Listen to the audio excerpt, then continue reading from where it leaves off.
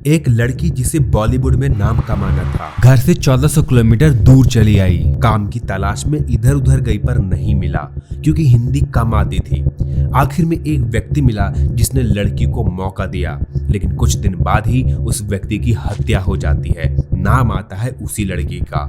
Murder mystery series की पहली कहानी में आज हम सुनाएंगे नीरज ग्रोवर मर्डर केस की पूरी कहानी। केरल के कोच्चि की मारिया सोनिका सुसाईराज कन्नड़ फिल्म की एक्ट्रेस थी। 2002 में कन्नड़ फिल्म जूड से करियर की शुरुआत की।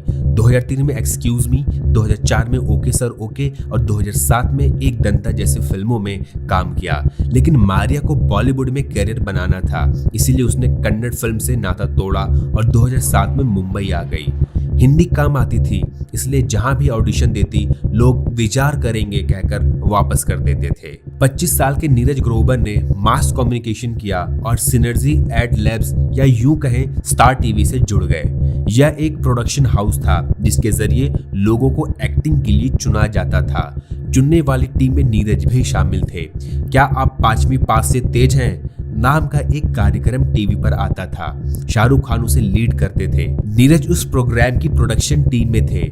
एक दिन एक टीवी सीरियल के ऑडिशन में मारिया सुसाईराज आई थी। नीरज ने टेस्ट के लिए बुलाया और सवाल पूछे। हिंदी में सवाल होने के कारण मारिया सही से जवाब नहीं दे पाई।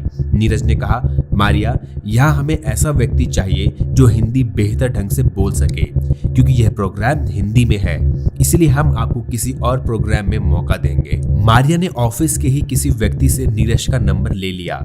मारिया ने कुछ दिन बाद नीरज को फोन किया। दोनों में बात बढ़ने लगी। मुलाकात शुरू हो गई। मुलाकात कभी रेस्टोरेंट में तो कभी समुद्र के किनारे होती। मारिया का एक प्रेमी कोच्चि में ही था। नाम था जेरोम मैथ्यू।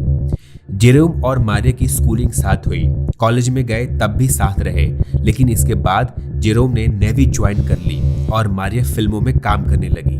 मारिया ने जेरोम को नीरज से हुई दोस्ती के बारे में बताया था। जेरोम को यह दोस्ती एकदम पसंद नहीं थी, लेकिन वह कुछ बोलता भी नहीं था। 6 मई 2008 मारिया ने मुंबई के मलाड इलाके में नया फ्लैट ले लिया। नीरज से शिफ्ट करवाने में मदद मांगी तो वो चले गए। रात 10 बजे मारिया को जेरोम का फोन आया। दूसरी तरफ नीरज भी किसी से फोन पर बात कर रहे थे। जेरोम ने पूछा, नीरज है क्या? मारिया ने कहा, नहीं। इतना कहने के बाद मारिया ने फोन काट दिया। 11:30 बजे जेरोम ने दोबारा फोन किया और पूछा, क्या नीरज अपने घर चला गया? मारिया ने इस सवाल का जवाब देने के बजाय फोन को ही स्विच ऑफ कर दिया। मारिया के फोन स्विच ऑफ करने से जेरोम गुस्से से भर गया। उसने रात में ही मुंबई पहुंचना तय किया। फ्लाइट पता की तो पता चला कोच्चि से मुंबई की एक फ्लाइट 3 बजे सुबह की है। जेरोम ने फ्लाइट पकड़ी और मुंबई आ गया। मारिया ने उसे एक फ्लैट का पता बताया था, इसलिए उसे मलाड के उस इलाके में पहुंचने में कोई दिक्कत नहीं हुई। सुबह 7:30 पे मैथ्यू एक नए फ्लैट की गेट की डोर बेल बजाता है। अंदर मारिया और नीरज सन। तभी मारिया ने कहा, हो सकता है कॉलोनी का कोई कर्मचारी हो। मारिया ने दरवाजा खोला तो उसके होश उड़ गए। सामने जेरोम मैथ्यू खड़ा था। वह बिना कुछ बोले अंदर आया तो देखा नीरज ग्रोवर बिना कपड़ों के बेड पर लेटा था। दोनों के बीच मारपीट शुरू हो गई। गुस्से से तमतमाए जेरोम ने किचन से चाकू लिया और नीरज पर ताबड़तोड़ प्रहार शुरू कर दिए। इस दौरान मारिया ने बचाने की कोशिश की तो जेरोम ने उसे झटकते हुए कहा, दूर रह वरना तुझे भी मार दूंगा। जेरोम के चाकू के वार से नीरज की मौत हो गई। हत्या करने के बाद जेरोम और मारिया ने शारीरिक संबंध बनाए। 9 बजे दोनों यह सोचने लगे कि अब इस लाश को कैसे छिपाया जाए। मारिया ने अपने दोस्त जितेश से उसकी सेंट्रो कार ली और जेरोम के साथ मलाड के हाइपर सिटी मॉल गई और वहां से 3 बड़े एयरबैग के साथ एक बड़ा चाकू खरीदा। एक रेस्टोरेंट में खाना खाया। 3 बजे दोनों लौटे और अगले 1 घंटे में लाश के छोटे छोटे करीब 300 टुकड़े कर दिए। उस 3 बैग में डाला और उसे कार में रख दिया। दोनों लाश लेकर ठाणे साइड वाले हाईवे पर निकल गए। शाम के करीब 7 बजे पालघर जिले के मनौर पहुंचे। गाड़ी से बैग उतारा और उस पर पेट्रोल डालकर आग लगा दी। जब लग गया कि लाश जल चुकी है तो वहां से वो लौट गए। जेरोम रात भर मारिया के साथ उसी फ्लैट में रहा। 8 मई को 12:30 पे मुंबई से कोच्चि की फ्लाइट पकड़ी और वापस चला गया। नीरज का फोन मारिया ने पुलिस को दिया और पकड़ी गई। नीरज 8 और 9 मई को ऑफिस नहीं पहुंचा तो दोस्तों ने उसे फोन लगाया। फोन स्विच ऑफ जा रहा था। मारिया को फोन लगाया तो उसने कहा 7 मई को रात में वह गया था, फिर नहीं आए। दूसरी तरफ परिवार वालों को भी नीरज के गायब होने की खबर लग गई। पिता अमरनाथ ग्रोवर और मां नीलम ग्रोवर परेशान हो गए। उनकी तरफ से पुलिस में नीरज के लापता होने की रिपोर्ट लिखाई गई। पुलिस ने जांच शुरू की। मोबाइल की लोकेशन मारिया के फ्लैट पर दिख रही थी। पुलिस पहुंची तो मारिया ने फोन दे दिया। पुलिस का पहला शक मारिया पर गया, लेकिन बिना सबूत के पूछताछ कैसे करती, इसलिए मारिया की कॉल डिटेल निकाली गई। हत्या के बाद मारिया और जेरोम में बातचीत से राज खुल गया। पुलिस ने मारिया को गिरफ्तार कर लिया। जेरोम को कोच्चि से गिरफ्तार कर लिया। दोनों से पूछताछ की गई तो दोनों ने सच बता दिया। जिस गाड़ी से लाश को ले जाया गया था उसकी जांच हुई तो उसमें खून के धब्बे मिले। फोरेंसिक टीम ने सारी जरूरी सबूत इकट्ठा किए और उसे कोर्ट में जमा किया।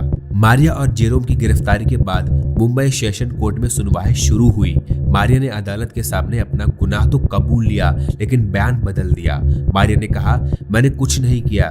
जेरोम और नीरज की लड़ाई के दौरान मैंने बचाने की कोशिश की। जेरोम ने मुझे भी मार देने की धमकी दी, इसीलिए मैं पीछे हट गई। कोर्ट ने सभी की दलीलों को सुना, सारे सबूत देखे और फैसला लिख दिया। 11 जुलाई 2011 को कोर्ट ने जेरोम को आईपीसी 1860 के सेक्शन 304 के तहत 10 साल की सजा सुनाई। मारिया को सेक्शन 201 के तहत सबूत मिटाने का दोषी बताते हुए कोर्ट ने 3 साल की सजा सुनाई। जिस दिन सजा सुनाई गई उसी दिन मारिया बाहर आ गई, क्योंकि उसने 3 साल से अधिक वक्त जेल में बिता लिया था। कोर्ट ने दोनों दोषियों पर 50,000 रुपए जुर्माना भी लगाया। सजा के दौरान कोर्ट ने कहा, यह हत्या कोई सुनियोजित हत्या नहीं थी, गुस्से में किया गया कत्ल था। जेरोम कोई हथियार लेकर नहीं आया था। मारिया ने जेरोम को रोकने का प्रयास किया, लेकिन बात नहीं बनी। कोर्ट के इस फैसले से नीरज ग्रोवर का परिवार संतुष्ट नहीं हुआ। परिवार ने कहा, यह सरकार का काम है कि वह इस फैसले को हाई कोर्ट में चैलेंज करे। हमारे पास इतना पैसा नहीं है कि हम लड़ाई लड़ें। किसी भी कोर्ट में कोई चैलेंज नहीं किया गया। जेरोम भी 2018 में जेल से बाहर आ गया।